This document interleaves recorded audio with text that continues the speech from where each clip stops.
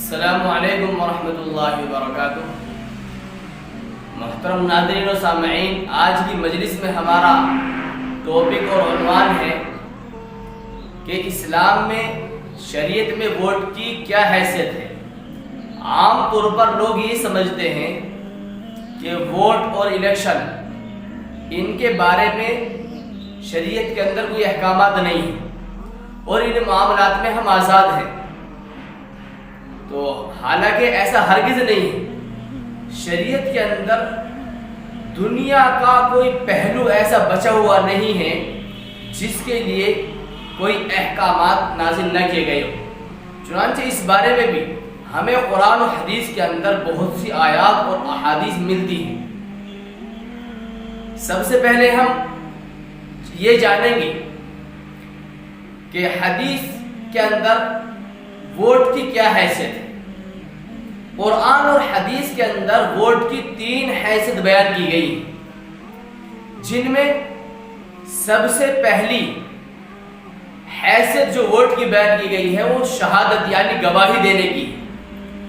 Vote کا معنی اور مطلب ہے گواہی دینا، جیسا کہ ہم کسی کے حق میں شہادت یعنی گواہی دے رہے ہیں۔ شہادت دینے والا، ووٹ ڈالنے والا گویا کہ شہادت اور گواہی دیتا ہے کہ یہ انسان، یہ کینڈیڈیٹ جس کو میں ووٹ دے رہا ہوں، یہ اس کا اہل ہے، لائق ہے، قابل ہے، صلاحیت مند ہے، مخلوق خدا کے درمیان عدل کے ساتھ فیصلے کر سکتا ہے اور بغیر کسی بھید بھاؤ کے، بغیر کسی ذات و برادری کے، وہ صرف انسانیت کی بنیاد پر ہمارے درمیان فیصلہ کرے گا۔ اس بنیاد پر وہ ووٹ دیتا ہے، تو گویا کہ وہ گواہی دیتا ہے اس بات کی کہ وہ کسی قسم کی کوئی حق تلفی نہیں کرے گا، ظلم نہیں کرے گا، کسی کا حقوق پامال نہیں کرے گا، وہ اس کی گواہی دیتا ہے۔ اور اگر اس کے اندر یہ باتیں نہیں پائی جاتی جن کی بنیاد پر، جس کی وجہ سے ہم نے اس کو ووٹ دیا ہے، یا جانتے ہوئے ہم ووٹ دیتے کہ اس آدمی کے اندر صلاحیت نہیں ہے، یہ آدمی قابل نہیں ہے، اس آدمی کے اندر انسانیت کی بنیاد پر فیصلے کرنے کی طاقت اور سوچنے سمجھنے کی صلاحیت نہیں ہے، تو اگر ہم پھر بھی اس کو ووٹ دے دیتے ہیں، حالانکہ ہمارے دل کو یہ بات ہم سے زیادہ معلوم ہے کہ جو ہم ووٹ دے رہے ہیں وہ لائق آدمی نہیں ہے، قابل آدمی نہیں ہے، تو یقیناً ہم خائن ہیں، گنہگار ہیں، شریعت کی نظر میں ہم گنہگار ہیں۔ ووٹ کی حیثیت شہادت کی ہے، شہادت کو اسلام میں چھپانا حرام ہے اور اس کا ادا کرنا فرض ہے، لیکن قرآن کریم نے کہا ہے کہ جب گواہی دو تو سچی گواہی دو اور گواہی کو مت چھپاؤ۔ قرآن کریم کے اندر ہے، فرمایا وَلَا تَكْتُمُوا الشَّهَادَةَ وَمَن يَكْتُمْهَا فَإِنَّهُ آثِمٌ قَلْبُهُ، اور تم گواہی کو مت چھپاؤ، تم گواہی کو مت چھپاؤ، اور اگر کوئی گواہی کو چھپائے گا تو وہ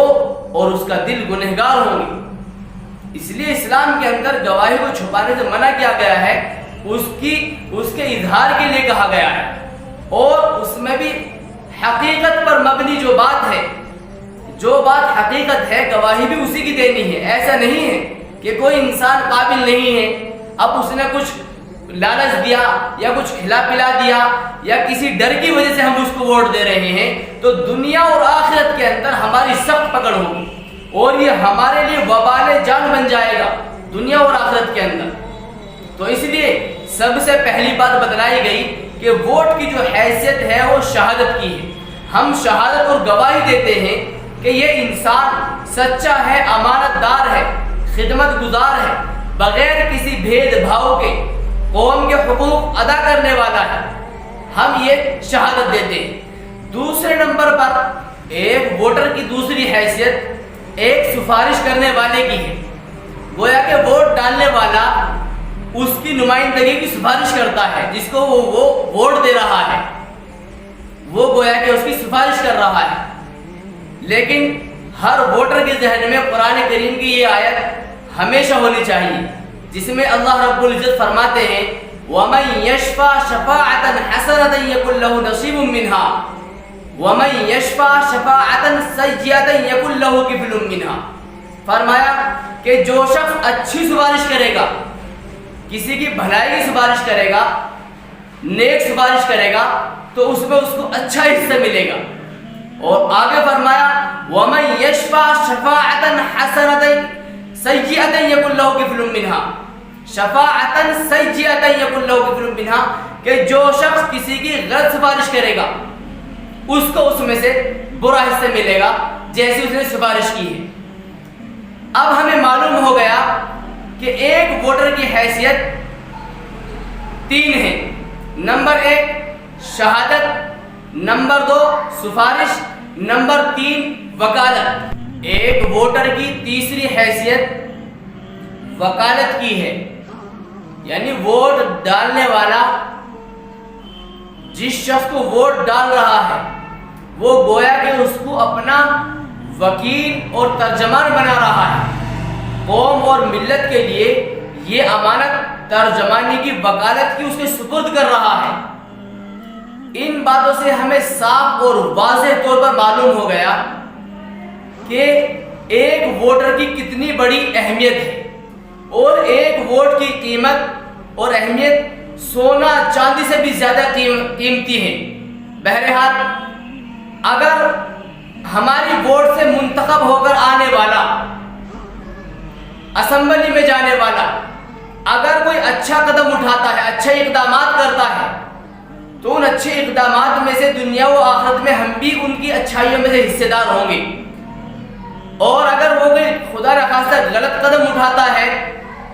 تو اس کی گناہ گاری میں ہم بھی برابر کے گناہگار ہوں گے، اور وہ گناہ ہمارے نام اعمال میں لکھے جائیں گے، اس لیے کہ ہمارے منتخب کرنے سے وہ وہاں پہنچا ہے۔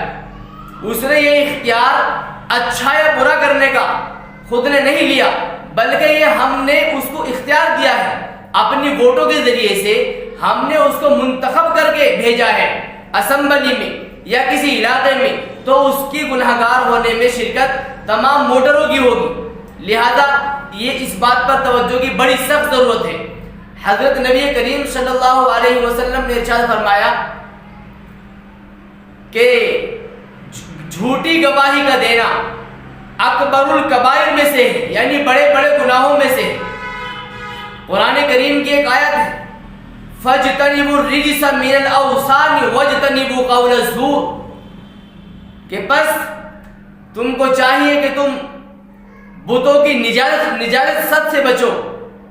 بتوں کی نجاست سے بچو اور جھوٹی گواہی سے بچو۔ بہرحال حضرت ابو بکر صدیق رضی اللہ تعالیٰ عنہ حضرت نبی کریم صلی اللہ علیہ وسلم کا قول نقل فرماتے ہیں کہ اللہ کے رسول صلی اللہ علیہ وسلم نے ارشاد فرمایا کہ اے لوگوں، کیا میں تمہیں اکبر الکبائر کے بارے میں نہ بتاؤں، یعنی بڑے بڑے گناہوں کے بارے میں نہ بتاؤں کہ بڑے بڑے گناہ کیا ہے؟ تو صحابہ کرام نے معلوم کیا، کہا اللہ کے رسول صلی اللہ علیہ وسلم ضرور بتائیے کہ اکبر الکبائر یعنی بڑے بڑے گناہ کون سے ہیں، کیا ہے؟ تو اللہ کے رسول صلی اللہ علیہ وسلم نے فرمایا کہ اکبر الکبائر میں سے سب سے بڑا گناہ اللہ رب العزت کی ذات واحد میں کسی کو شریک ٹھہرانا ہے، شرک کرنا ہے، اللہ تبارک و تعالیٰ کے علاوہ کسی اور کو پوجنا ہے۔ دوسری بات ارشاد فرمائی کہ اکبر الکبائر میں سے دوسرا بڑا گناہ یہ ہے کہ اپنے والدین کی نافرمانی کرنا، ان کو ستانا، ایذا دینا، تکلیف دینا۔ تیسری بات ارشاد فرمائی کہ اکبر الکبائر میں سے بڑے بڑے گناہوں میں سے تیسرا بڑا گناہ جو ہے وہ جھوٹی گواہی دینا ہے۔ حضرت ابو بکر صدیق راوی ہے، فرماتے ہیں جب اللہ کے رسول صلی اللہ علیہ وسلم نے یہ فرمایا تو ٹیک لگائے ہوئے بیٹھے تھے،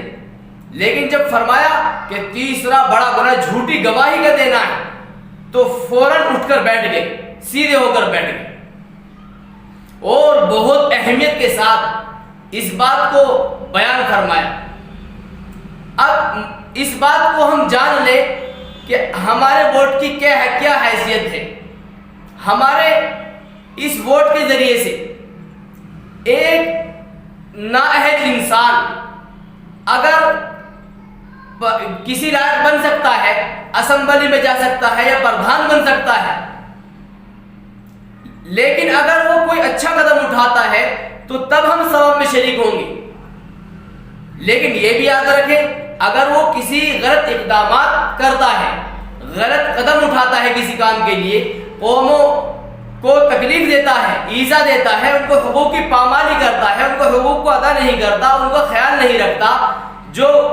گاؤں اور سماج کے کام کاج ہوتے ہیں ان میں تاخیر اور کوتاہی کرتا ہے، تو یقیناً اس گناہ میں ووٹ ڈالنے والے بھی برابر کے شریک ہوں گے، اس لیے کہ وہ گواہی دے چکے ہیں کہ وہ کام صحیح کرے گا، وہ اس کو اپنا نمائندہ منتخب کر چکے ہیں اور وہ ان تمام باتوں پر پورا نہیں اترا، تو یقیناً یہ تمام اس میں شریک ہوں گے، اس کی گنہگاری۔ اب اگر کسی جگہ سے بہت سے ممبران کھڑے ہوئے لیکن ان میں صلاحیت مند قابل ایک شخص ہے، لیکن یہ قابل شخص کچھ خرچ نہیں کر رہا یا وہ اس لائق نہیں ہے کہ خرچ کر سکے، وہ سچا امانت دار مخلص آدمی ہے، قوم کا درد غم گساری اور ہمدردی کوٹ کوٹ کر کے اس کے قلب و جگر کے اندر بھری ہوئی ہے، لیکن اس کے پاس وسائل نہیں ہے یا اس طرح کا مزاج نہیں ہے خرچ کرنے کا، رشوت دینے کا، اس نے کسی کو رشوت نہیں دی، کچھ کھلایا پلایا نہیں، اس کو کچھ رقم نہیں دی، کسی کو جا کر کے کوئی دعوت نہیں دی، لیکن مستحق یہ شخص ہے۔ اب دوسرے جو بہت سے حضرات ہیں وہ بھی ممبران کے طور پر کھڑے ہوئے ہیں کینڈیڈیٹ کے طور پر، لیکن وہ کیا کرتے ہیں، وہ خوب کھلاتے پلاتے ہیں، خوب رشوت دیتے ہیں، خوب مشروبات کے حلقے چلتے ہیں اور خوب مرغن غذائیں چلتی ہیں، لیکن یہ اس ہر انسان کے نفس کو معلوم ہے کہ وہ کھلا پلا رہے ہیں لیکن مستحق وہ نہیں ہے۔ اب یہ جانتے ہوئے بھی کہ وہ مستحق نہیں ہے جو کھلا پلا رہے ہیں، یہ جانتے ہوئے بھی ہم اپنا قیمتی ووٹ ان کے حق میں دے دیں تو یہ اس انسان نے سب سے بڑا جرم عظیم کیا، گناہ کبیرہ کیا، جس کو شریعت نے حرام کہا ہے اور جس کو اللہ کے رسول نے صلی اللہ علیہ وسلم نے اکبر الکبائر کہا ہے، گناہوں میں بڑا گناہ کہا ہے۔ کسی ایک نااہل انسان کے کچھ کھلا پلا دینے سے ہمارا اس کو ووٹ دینا حلال نہیں ہو سکتا اور نہ ہی اس کا کھانا پینا ہمارے لیے حلال ہو سکتا، بلکہ وہ کھانے پینے کی وہ حیثیت ہے کہ سور کا گوشت بھی اس کی جگہ کم درجے کا ہے، یہ کھانا پینا اس سے بھی زیادہ ایک بدترین گناہ ہے۔ اور یہ بھی یاد رکھیں اپنی ووٹ کے ذریعے سے صرف کھانے پینے کی بنیاد پر کسی انسان کو منتخب کر دینا، اپنا نمائندہ چن لینا ایک بدترین گناہ ہے اور تمام قوم کے لیے ایک عظیم گناہ ہے جو دنیا میں بھی پکڑ کا سبب بنے گا اور آخرت میں بھی۔ لہذا اس کام کو صرف دنیاوی کام نہ سمجھے، یہ ایک وہ کام ہے جس سے ہماری آخرت بھی بنتی ہے، صحیح انسان کے آگے لانے سے ہماری آخرت بنے گی، جو اچھا کام کرے گا اس کے اچھے کام میں ہم بھی حصے دار ہوں گے یقیناً۔ اور اگر وہ کوئی گناہ کا کام کرتا ہے، نعوذ باللہ کہیں شرک کی ابتدا کر دیتا ہے یا کروا دیتا ہے، اب وہ ساری زندگی جب تک دنیا کے اندر شرک ہوتا رہے گا، ووٹ ڈالنے والے کو ووٹ دینے والے کو اس کا گناہ ملتا رہے گا۔ تو اس لیے یہ سوچنے کا مقام ہے ہمارے لیے۔ ان بتائی ہوئی باتوں کی روشنی میں یہ صاف معلوم ہوتا ہے کہ ایک صحیح العقیدہ، ایک مخلص، غم گسار، نیک، با اخلاق، مہذب، تہذیب یافتہ، باشعور، قوم و ملت کا سچا ہمدرد، سچا غم گسار، اگر یہ صفات اوصاف حمیدہ اس کے اندر ہے تو ہم اسی کو ووٹ کریں، چاہے اس شخص نے ہمیں ایک انہ نہ کھلایا ہو، ایک انہ نہ دیا ہو، ایک روپہ نہ دیا ہو، کیوں؟ شریعت کے اعتبار سے وہی مستحق ٹھہرتا ہے، دنیاوی اعتبار سے وہی مستحق ٹھہرتا ہے۔ قوم کا سچا جانثار، سچا غمگسار، سچا ہمدرد، سچا خیرخواہ وہی ہے۔ لہذا یہ بات سمجھ آ گئی ہوگی کہ کسی کے کچھ رقم دینے سے یا کھلانے پلانے سے ہماری ووٹ کا اس کو ڈالنا حلال نہیں ہو سکتا، بلکہ وہ حرام ہی رہے گا، اور اگر اس کو ہم دے بھی دیں تو دنیا اور آخرت میں ہم پکڑ کے سبب بنیں گے، ہمارے لیے وبال جان بن جائے گا، اور ہمارے نام اعمال میں یہ تمام گناہ لکھے جائیں گے۔ تو ناظرین، یہ تھی آج کی باتیں۔ اگلی مجلس میں ہم بیان کریں گے کہ الیکشن کے موقع پر کھانا کھلانا پلانا اور رشوت دینا اس کی کیا حیثیت ہے، کیا قباحت ہے۔ آج کی مجلس میں اتنا ہی، تب تک کے لیے السلام علیکم ورحمۃ اللہ وبرکاتہ۔